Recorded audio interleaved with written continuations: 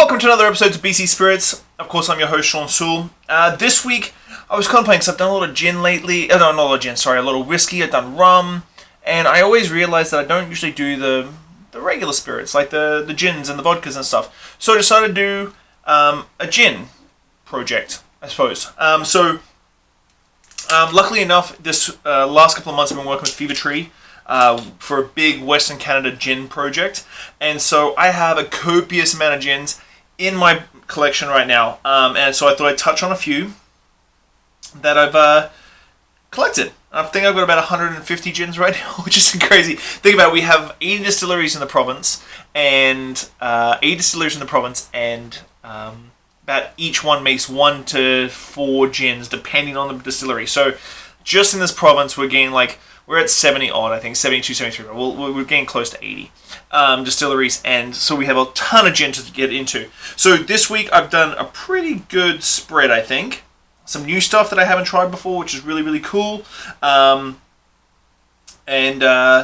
working through it all. So first up, this one's fun because if you don't remember, I pitched this one up when I was in the Okanagan a little while ago, and they make a fantastic absinthe, which I did on some things I got new this week episode. So this is the this is going to come out horrible, and I apologize. Some Libelou gin from Alchemist. Alchemist is in Summerland. Cool thing is that they do this crazy apple-based spirit, which definitely comes through in the final product. Their absinthe's awesome. They go out and track down them in Summerland, and you're driving down the highway, you turn off to the right there. If you're going towards Penticton and Naramata, they have a fantastically weird little still where there's copper rings in a big tube, and that's how the reaction between alcohol and copper happens. But this is their gin. On the nose, they've got a very distinct flavor profile, which is that apple distillate. Someone who, if you watch any of the brandy episodes, you'll know how much I love it. So 10 to 12 different botanicals. Super clean spirit. Very floral, wow. Very floral. But it's this very apple blossomy sort of floral. Botanicals come out really good. The juniper profile would be more along the lines of a light piney sort of taste to it. Juniper can, little quick backstory if you don't know this about gin, is that gin gets its main flavor component from juniper. And juniper can behave in multiple different ways when it comes to the distillation process, especially with how you distill the juniper and what style of juniper you use. So the juniper flavor profile is very floral, light pine, really, really tasty. This is a really nice beginner gin, 45% as well, so it's got a nice little kick to it. I'm going to say Aviation for this one. So this one, Okanagan Spirits Maraschino, a little bit of Violette, or lavender liqueur from Arbutus, lemon juice, shake it, strain it, done.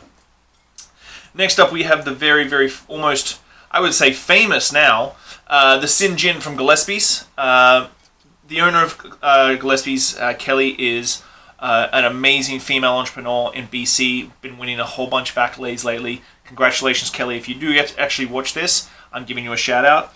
Their Sin Gin was their original one. A little while ago I tasted the Raspberry Gin, which is their raspberry infused gin, which is fantastic as well. The great thing is that they make a good product that they can add anything to it. Yeah, definitely elderflower on the nose.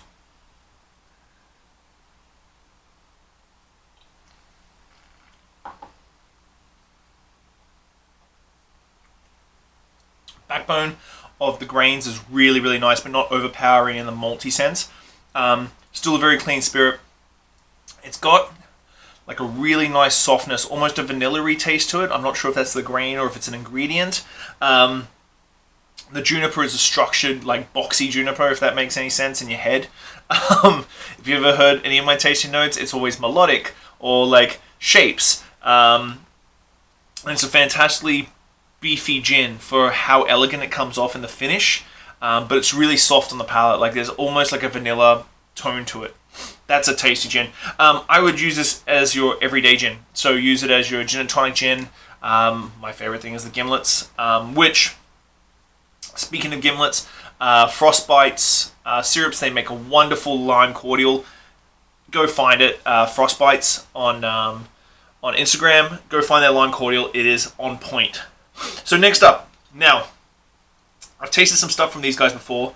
Bruinwood in Roberts Creek. Now, these guys are kind of cool because they do so many products. I've got a bottle of Akavit in my fridge, which I absolutely love. I think it's one of the best, craziest spirits, but I have a thing for Advocaat from when I was a kid. And then when I went to Holland with Philip Duff, we went to the Geneva Museum and had Advocaat out of a tub.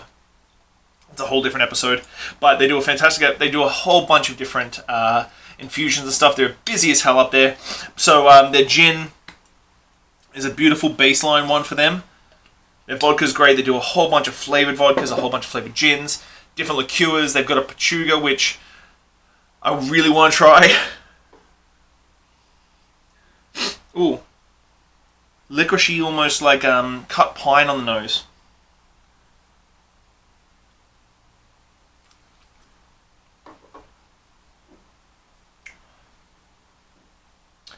Just definitely, if you've ever seen pictures of Bruinwood property in the region of Roberts Creek, it literally tastes like you're drinking in the property. The terroir is so intense on this one.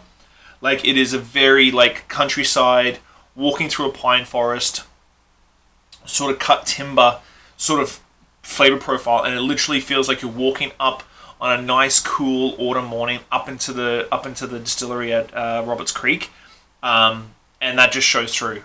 Awesome. Like, that's a really hardcore terroir-driven gin, in my opinion. So next up, probably one of the youngest distilleries we have on the show today, the Copper Spirit on Bowen Island. So sort of on the mainland, sort of on the islands. I put it on the mainland map because it's closer to West Van than it is to the Gulf Islands. But these guys just opened up after a really long process. They did a fantastic job. Bowen Island Tourism did a great job in like collaborating and like really making it a showstopper for the island tourism, which I appreciate. Any tourism body that really gets behind distilleries and food and beverage ventures to make them special. I feel like this one...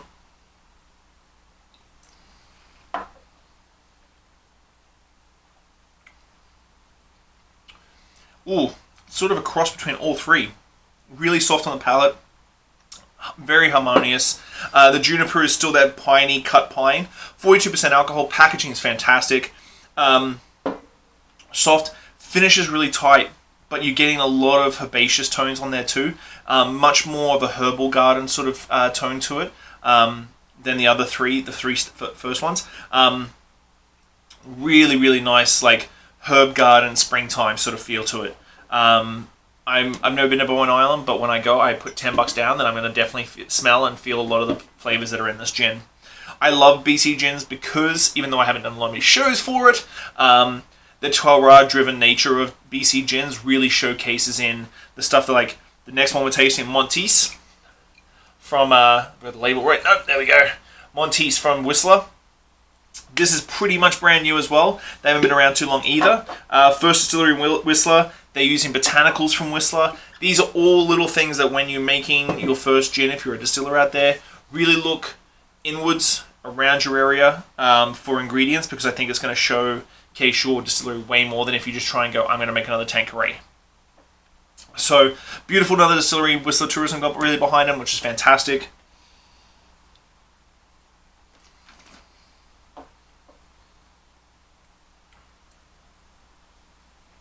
This one's a bit more punchy on the grain forward sense. Botanicals are still there playing around with it, but this is a big boy. Whew.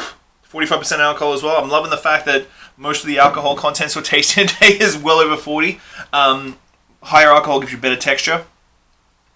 Multi-tack backbone to this one, because everything has to be grain-based, or, well, everything has to be agriculturally, primary industry based if you're a craft distillery here in BC. So big, grainy, ballsy, almost weedy rye on the back palate. That's what I'm sort of getting, is like a a spicy rye bread with juniper sort of kicking in there, which is really tasty as well. Good job, Montis, man. We're tasting some great gins today. Whew. Next up, we've gone to a little bit of a flavored gin, I suppose. I hate saying that word because it's horrible. Another 45%er, Tofino Distillers Old Growth Cedar. So it's their gin that's been infused with old growth cedar.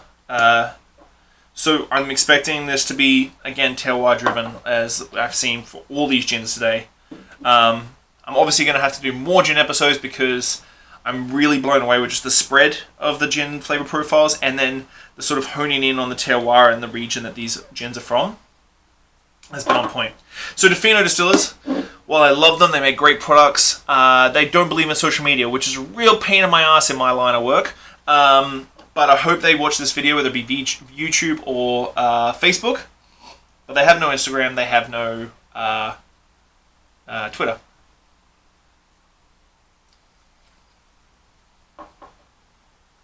Oh, guys, have you ever been to Tofino? This is what Tofino tastes like. Beautiful, beautiful old growth cedar is definitely showing through real nicely. It's got a really floral backbone to it. The juniper's there as a very dry, sort of musty juniper, but it does taste like the seaside in Tofino. So I can see that that's definitely Tofino. Tastes like Whistler, Bowen Island, Roberts Creek. Gillespies is from Squamish, but they make a fantastic gin. And then, of course, the Alchemist Gin from Summerland. So this is 6 gins out of a possible, I think, I've got like 75. So we've got a fair few episodes of Gin 101, 102, 103 to go. But you can see the spread of these gins in flavor profile. So no gin was made equal, especially in BC. So if you're a gin head, go out, buy a bottle once a week, play around with your favorite cocktails, your gimlets, your gin and tonics, your white ladies, your aviations. Gimlets are my testament. I always try my gimlets with every craft spirit, a craft gin, and that's usually where I sit with that. But thank you very much for the support, guys. As you can see, I am wearing BC Spirits swag, so if you like it, please go to the website, buy a couple of t-shirts for me. It funds everything that I do here. Thank you very much for your support. I really appreciate it. I am in the process of working on a BC Spirits cocktail book, which I'm really, really excited about. Getting distillers on board is like wrangling cats, but we're going to get there. Have a good week, and I'll see you next week. Bye.